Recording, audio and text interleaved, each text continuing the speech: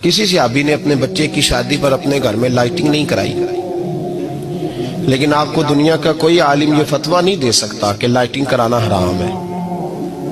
آپ شادی کے موقع پہ ساری گلی سجا لو، آپ ساری چھتوں پہ لائٹنگ کرا لو، کوئی آدمی یہ آپ کو فتویٰ نہیں دے سکتا کہ شادی کے موقع پر لائٹنگ کرانا جائز نہیں۔ کبھی سنا ہے آپ نے کسی سے؟ بولیے یہ جائز ہے، جائز پیسے ہیں تو ٹھیک، بلکہ میں اس سے آگے بڑھتا ہوں، اس سے تھوڑا اور آگے جاتا ہوں۔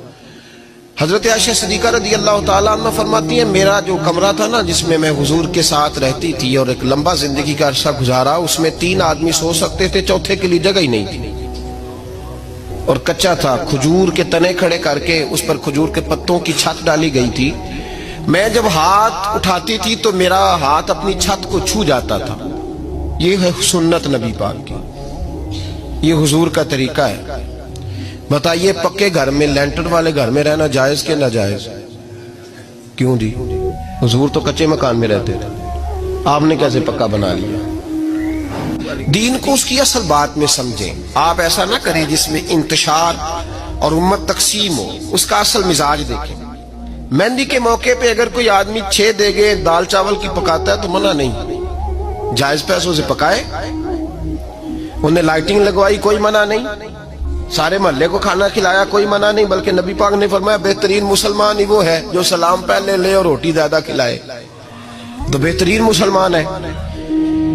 ناجائز کیا ہے؟ ناجائز ہے شادی کے موقع پر بینڈ باجا بجانا، اس میں رقص کرنا، اس میں بھنگڑے ڈالنا، عورتوں مردوں کا اختلاط ہونا، عورتوں کی مووی بنانا، یہ چیزیں ناجائز ہیں۔ تو جو ناجائز ہے اس پہ پابندی لگائی جائے گی، جو جائز ہے اس کے بارے میں یہ کہا جائے گا کہ بھائی احتیاط کی جائے، سنت کی طرف دیکھا جائے تو بہتر یہی ہے۔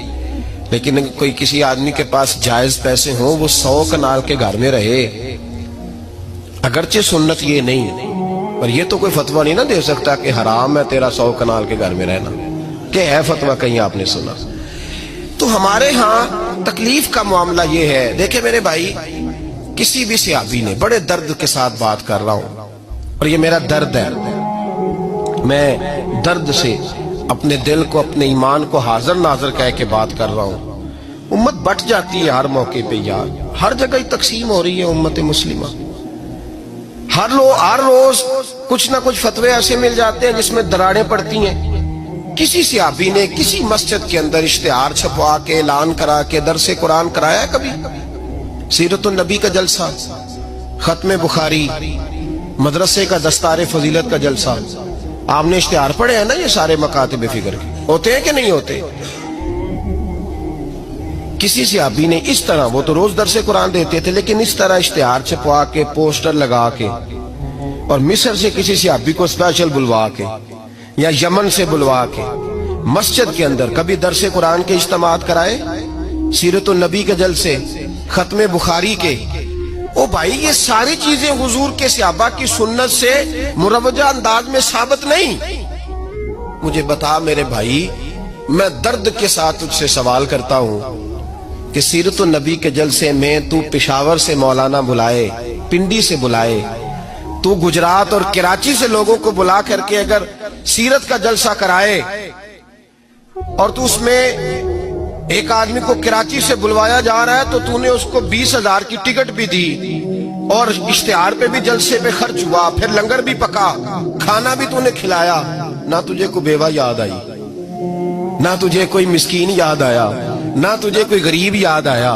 حالانکہ کہنا چاہیے تھا نا یہ جو ₹1,00,000 لگ رہا ہے کسی بیوہ کی خدمت کر دینی چاہیے، یتیم کو دے دینا چاہیے۔ درد کے ساتھ بات کر، سوال میرا یہ ہے کہ وہی کام جو سیرت کے جلسے میں ہوتے ہیں، پہلے تلاوت ہوتی ہے، پھر نعت ہوتی ہے، پھر کسی عالم کا بیان ہوتا ہے، وہی کام صرف نام بدل کے کیا جائے، عید میلاد النبی نام رکھا جائے صلی اللہ علیہ وسلم۔ یہ میں آپ کے ذہنوں پہ دستک دے رہا ہوں، تقریر نہیں کر رہا، صرف دستک دے رہا۔ او بھائی دیکھو، ایک آدمی وہی کام نام بدل کے کرے تو جائز ہے، اور اگر اس میں نبی پاک کے میلاد کا نام رکھ لیا جائے یا نعت کا نام رکھ لیا جائے تو پھر مجھے اجازت دے میں تجھ سے سوال کروں کہ صرف تجھے حضور کی تعریف پوری لگتی ہے؟